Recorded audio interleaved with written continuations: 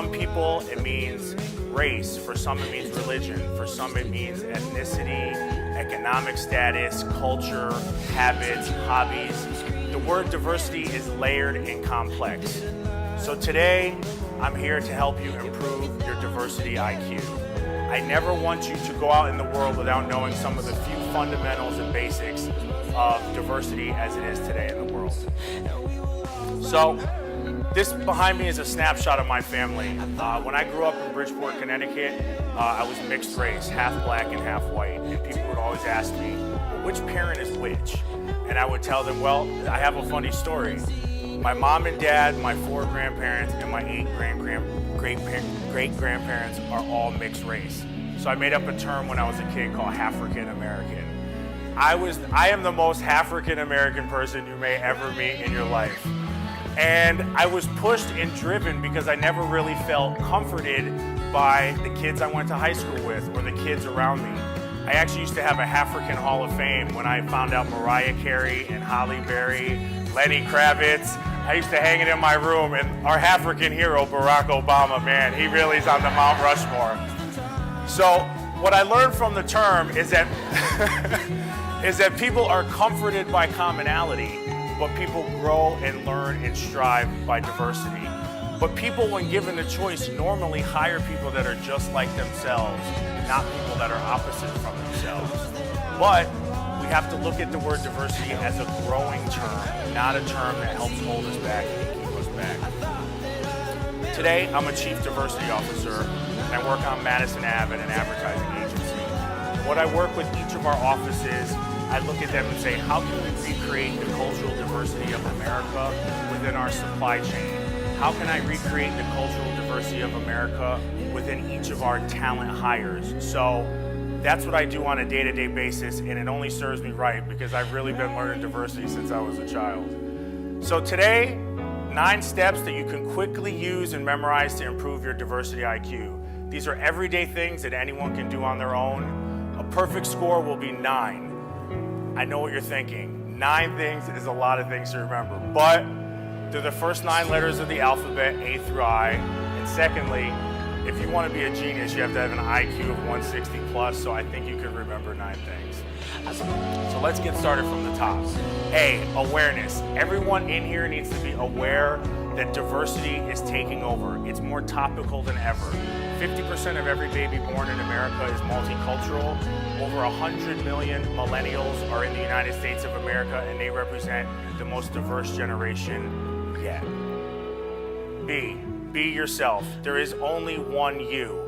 So you need to express yourself and feel comfortable with all the attributes that you have. If you want to have tatted up sleeves, if you want to wear footy pajamas to work, if you have short hair and don't care, regardless of what you're bringing to the table, you need to have 100% of you. Bring your whole self to work, to your community, and to your school. Next up, check your bias. There's a website online that was created by a professor from Harvard, UVA, and Washington. It's called projectimplicit.com. What you can do is you can go online and they show you 90 different categories that you can start with. And in the privacy of your own home on your computer, you can check your unconscious bias. Some people have biases against accents, skin color, religion connotations. So what you do is they throw a photo on the screen and then they give you 2 words to relate to that photo, and how quickly you hit the button determines if you have an unconscious bias. The good news is that we can change our biases, but we can't do that unless we know what they are in advance. The next thing I want everyone to do is look inside and go online to either 23andme.com or ancestry.com and check your DNA. You can order a DNA kit, take a swab, it's a prepaid envelope, mail it back. You get an email that tells you your family lineage for 50,000 years. It breaks down your maternal side and your paternal side. I found out that I have 694th cousins that have been emailing me, and I'm 2% Neanderthal, so who would have known? E, eat out more. I want everyone here to make a commitment to go to a new restaurant in a cultural neighborhood and try new foods. This is a way to get all your senses involved. Taste new spices, listen to the music, talk to the waiter or waitresses in the restaurant to find out new things about the culture. You can go to Korean food, Egyptian food, Ethiopian food, sushi. Make the effort to go one extra mile to try new things. F, focus on women issues. While women represent 50% of America's population, globally they're considered some of the most underused resources that we have here on the planet Earth. Fortune 1000 companies, only 10% have a woman CEO, and they don't all have a woman on their board of directors. It's very important that we look around and empower the women and females that are in our area and raise them up and encourage them to lean in. GLAAD matters. GLAAD is an advocacy group that focuses on LGBT issues. The first transgender model was on the cover of Time. Orange is the New Black has really brought the transgender issue to the forefront. Marriage between gay and lesbian couples is now legal in 31 states, but there's still 19 to go. Gay and lesbian issues are civil rights issues, so you need to be in tune with those. H, hidden handicaps. There's 6 billion people in the world, of which 1.3 billion people have hidden handicaps.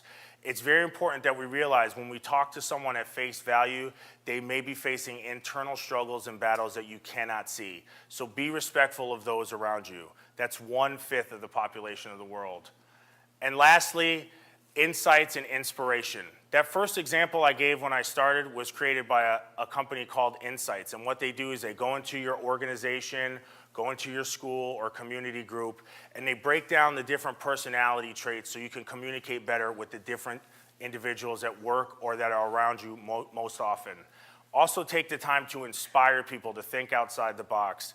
One of the things that we created at our company was called Diversifacts, where we measured how people consume music, what their favorite cardio was, on and on. But what it did was it opened up people's minds to diversity, not necessarily meaning race, but meaning a much wider and broader definition.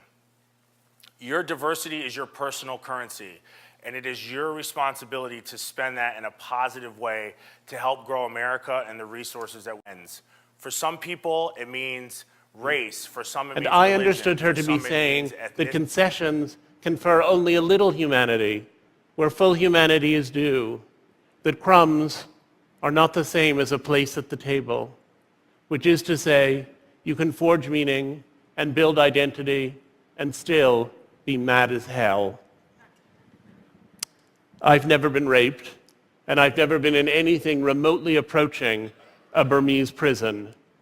But as a gay American, I've experienced prejudice and even hatred, and I've forged meaning, and I've built identity, which is a move I learned from people who had experienced far worse privation than I've ever known.